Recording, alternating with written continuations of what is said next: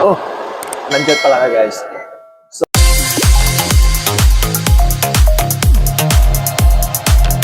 So, matagal-tagal din ako hindi naka-upload dito sa YouTube. So, fit to work na tayo. Magre-report na tayo sa opisina. Doon po sa Virginia. 3 hours and 20 minutes yung travel time.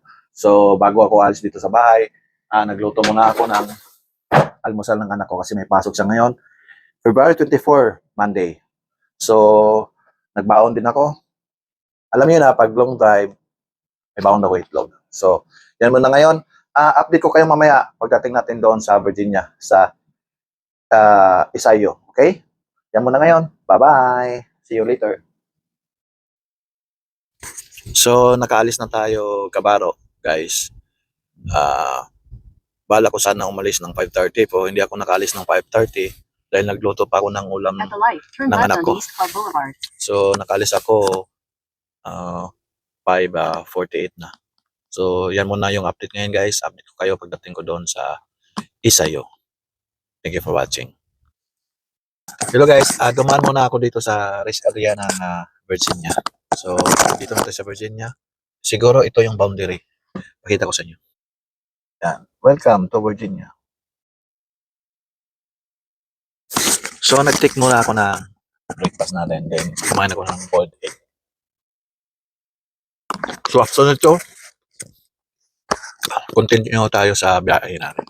So, meron pa tayong 2 hours and 24 minutes. Yan muna yung update, guys. Thank you for watching. So guys, update ko lang kayo. So dumating na tayo around 9:30. So mababa yung biyahe natin dahil pagdating natin dito matraffic. So nag-lunch muna ako. Nag-breakfast muna ako bago pumasok sa loob. Kaya abangan natin kung anong next na gagawin sa atin. Yan muna ngayon guys. Keep on watching guys. So tara guys, pasok na tayo. Yan yung pangalan, Seafarers Isayo.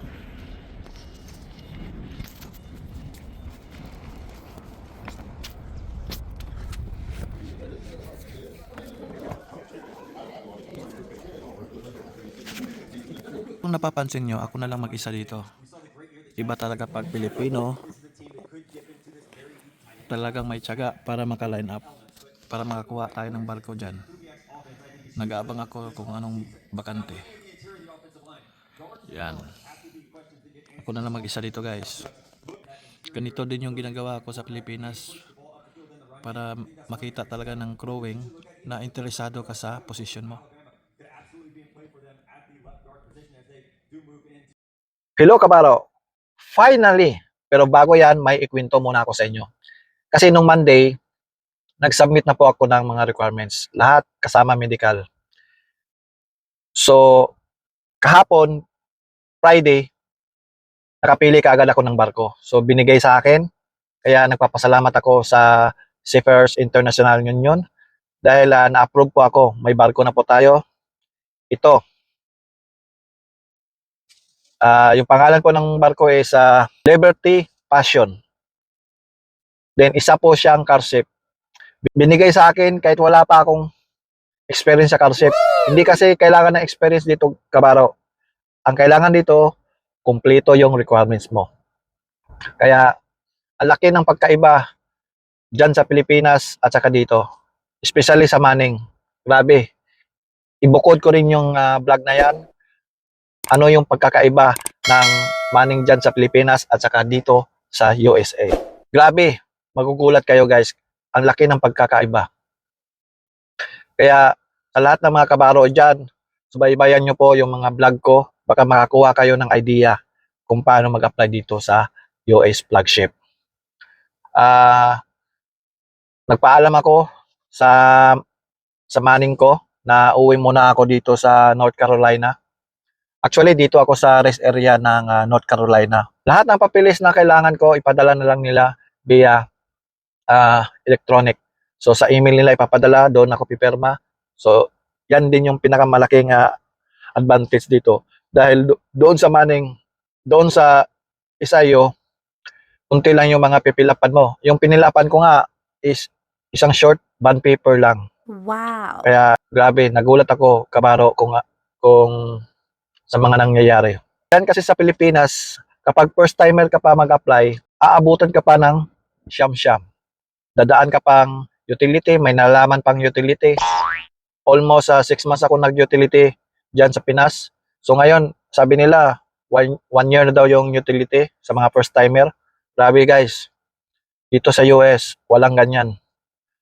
Ang pinaka-the best, kumpletuhin yung lahat ng mga requirements, submit, bulaga, nandyan kaagad yung barko mo. Kaya, 5 days lang guys, simula nung nag-submit ako ng requirements, may barko na kaagad ako. Then, this coming Monday, yung tentative flight ko, yung joining ko dito din sa US, sa Tacoma.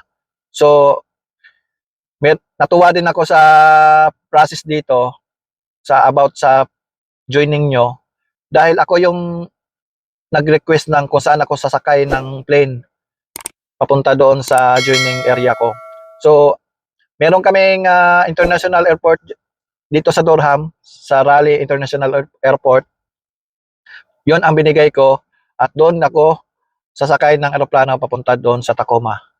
So, di ba? Hindi katulad dyan sa Pilipinas, talaga mag-report ka pa sa opisina, meron pang briefing. Sa akin guys, sa totoo lang, wala pong briefing naganap sa akin. Nag-fill up lang ako ng short bond paper, sinubmit, binigyan kaagad ako ng pre-employment medical. Ayun, kakatapos ko lang kanina. After nun, uwi na. So, doon na ako sasakay sa airport malapit sa amin, hindi na dito sa Virginia. So, di ba? Sana ganyan din sana sa Pilipinas. Dahil yung mga kabaro natin dyan, nakatira pa sa Mindanao or Visayas. Sana mayroong ganyan sa atin. From Mindanao Airport to papuntang Naiya sana. Ganun lang sana. Hindi na kailangan pupunta ng opisina. Doon, kailangan mag-briefing. O dito guys, grabe, first timer ko. Pero wala nang briefing. Yan lang, natuwa ako sa naganap ngayon. Ito, may Jollibee ako. Kasi almost 2 hours din ako nag-drive. Then, 2:30 na dito ng hapon. Dumaan muna ako sa Jollibee. Yun lang guys. Sana tuloy-tuloy na to. Guys, kabaro, sana hindi lang kayo manood. Please subscribe my channel. Click nyo yung button. Then, kung gusto nyo i-share nyo na rin para makatulong sa iba. Then, pwede din kayo mag-like. So, yan muna ngayon guys. And thank you for watching. Daddy Marino and the US. See you, kabaro.